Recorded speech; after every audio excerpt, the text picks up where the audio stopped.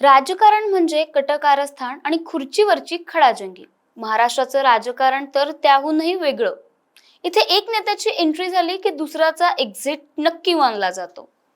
आता गाजतंय हे नाव म्हणजेच तानाजी सावंत यांचं. काही दिवसांपूर्वी शिंदेंनी त्यांना मुंबईला बोलवलं आणि बंद दाराआड खासगी बैठक झाली. लगेच चर्चा सुरू झाली, ती म्हणजे सावंत यांची एंट्री पक्की, पण नारळ कुणाला मिळणार हा प्रश्न अजूनही अनुत्तरित आहे. कारण मंत्रिमंडळात जागा फुल आहेत. नवीन चेहरा आला तर जुनाला बाहेर पडावं लागणार हे नक्की. या सगळ्या गदारोळात शिंदे गटातील 2 मंत्री डेंजर झोन मध्ये असल्याची बातमी सध्या पसरली आहे. संजय शिरसाट आणि भरत गोगावले यांची नावं सध्या चर्चेत आहे. एकीकडे शिरसाट यांच्यावर व्हायरल व्हिडिओ भ्रष्टाचाराचे आरोप, तर दुसरीकडे गोगावले यांच्या खात्याची फिसकटलेली कामगिरी. दोघांपैकी कोणावर गंडांतर येणार? राजकारणाच्या पटावर राजा कोण, प्यादं कोण आणि पुढचा बळी कोण ठरणार हा प्रश्न महाराष्ट्रभर सध्या चर्चेत आहे. तेच आज आपण आजच्या व्हिडिओच्या माध्यमातून पाहणार आहोत. नमस्कार, मी शिवानी आणि आपण पाहत आहात सत्य पे सत्ता, म्हणजेच थोडक्यात पण महत्वाचं. महाराष्ट्रात सत्तांतरानंतर झालेला पहिला मंत्रिमंडळ विस्तार आता पुन्हा गाजतोय. पुढच्या आठवड्यात मंत्रिमंडळात फेरबदल आणि विस्तार होणार आहे, अशी खात्रीलायक बातमी राजकीय वर्तुळात बाहेर आली आहे. या विस्तारात धनंजय मुंडे आणि तानाजी सावंत यांना मंत्रिपद मिळणार असल्याचं बोललं जात आहे. तानाजी सावंत हे शिंदे गटातील महत्वाचे नाव आहे. त्यासोबतच मराठवाड्यातील अतिवृष्टीने झालेल्या नुकसानीच्या पाहणीवेळी ते स्वतः शिंदे यांच्या सोबत होते. एवढंच नाही तर काही दिवसांपूर्वी त्यांना तातडीने मुंबईला सुद्धा बोलवून घेतलं होतं.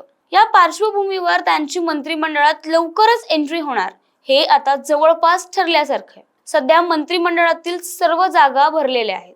त्यामुळे नवीन चेहऱ्याला आणण्यासाठी कोणीतरी बाहेर जाणं अपरिहार्य आहे.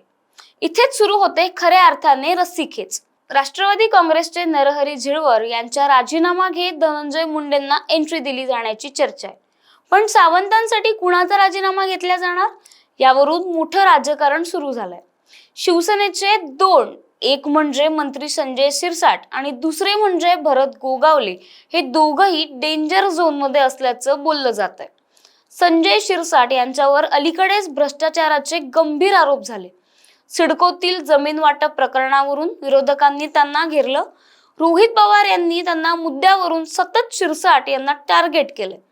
त्यात भर म्हणून त्यांचा व्हिडिओ व्हायरल झाला, ज्यात त्यांच्या बेडरूम मध्ये पैशांनी भरलेली बॅग दिसत होती. या प्रकरणानंतर त्यांची प्रतिमा अजूनच ढासळली आणि विरोधकांनी जोरदार टीका केली. त्यामुळे शिरसाट यांचे मंत्रिपद आता धोक्यात आल्याची जोरदार चर्चा सुरू आहे. भरत गोगावले यांचा मुद्दा वेगळा आहे. ते रायगडाच्या पालकमंत्रीपदासाठी आग्रही आहेत, पण त्यांच्या खात्याची कामगिरी समाधानकारक नसल्याचं वारंवार समोर आलंय. शिंदेंनी काही दिवसांपूर्वी मंत्र्यांना कामगिरी सुधार असा अल्टिमेटम दिला होता. त्यामुळे गोगावले देखील डेंजर झोन मध्ये अशी राजकीय चर्चा रंगली. या संपूर्ण घडामोडींमुळे शिंदे गटात अस्वस्थता निर्माण झाली आहे. कारण एका बाजूला तानाजी सावंत यांना पुढे आणलं जातं, तर दुसऱ्या बाजूला जुन्या मंत्र्यांना बाहेर बसवलं जाणार अशी भीती अनेकांना वाटते. पक्षात नाराजी वाढू नये म्हणून शिंदे यांना खूप सावधगिरीने निर्णय घ्यावा लागणार आहे. जनतेच्या नजरेत कामगिरी करू न शकणाऱ्या मंत्र्यांना बाहेर बसवलं तर लोकांना तो निर्णय योग्य वाटेल, पण त्याच वेळी पक्षातील संतुलन बिघडण्याचा धोका कायम आहे. विरोधक आधीच सरकारवर भ्रष्ट मंत्र्यांचा कारभार असा हल्ला करत आहेत. त्यामुळे शिरसाट यांच्यावर कारवाई झाली तर सरकारला त्याचा फायदा मिळू शकतो. तानाजी सावंत हे मराठा समाजाचे नेते मानले जातात. शिवाय मराठवाड्यातील त्यांचा प्रभाव मोठा आहे. आगामी निवडणुकांच्या पार्श्वभूमीवर शिंदे फडणवीस सरकारला सावंत यांना मंत्रिमंडळात आणणं हे राजकीय दृष्ट्या फायदेशीर ठरू शकतं. म्हणूनच शिरसाट किंवा गोगावले यापैकी एकाला बाहेर बसवून सावंत यांना जागा दिली जाईल असं म्हटलं जात आहे. आता सगळ्यांच्या नजरा पुढील आठवड्यात होणाऱ्या मंत्रिमंडळ विस्तारावर खेळल्या आहेत. सावंत यांची एंट्री तर पक्की असल्याचं चित्र आहे, पण बळी कोण ठरणार, शिरसाट की गोगावले हा प्रश्न सध्या महाराष्ट्राच्या राजकारणातील हॉट टॉपिक बनलाय.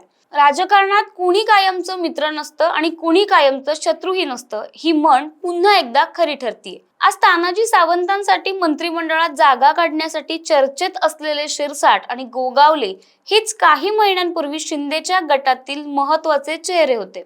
पण काळाची पाटी बदलली की सत्ता वाचवण्यासाठी प्यादी हलवावीच लागतात.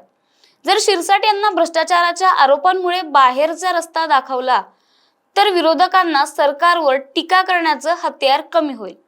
दुसरीकडे गोगावले यांची कमकुवत कामगिरी हा बहाणा करून त्यांना बाहेर बसवणं हे शिंदेंना सोपं पडू शकतं. एक गोष्ट मात्र नक्कीच खरी, या खेळीने शिंदे गटातील नाराजी उफाळून येईल.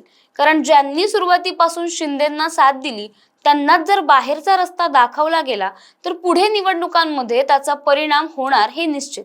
हे सर्व प्रकरणात नेमकी कुणाची विकेट पडणार या संदर्भात तुम्हाला काय वाटते ते कमेंट करून नक्कीच कळवा आणि पाहत राहा सत्ते पे सत्ता, म्हणजेच थोडक्यात पण महत्वाचं. लग्न ठरलंय ना तुझं?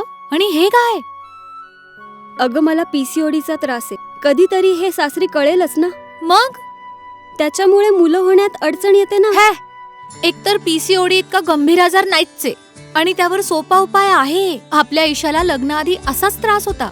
तिने डॉक्टर चाटेज होमिओपॅथी क्लिनिक मध्ये उपचार घेतले आणि तिला आता 2 मुलं आहेत. डॉक्टर चाटेज होमिओपॅथी क्लिनिक, साइड इफेक्ट नसलेला होमिओपॅथीचा नैसर्गिक उपचार. 9545727107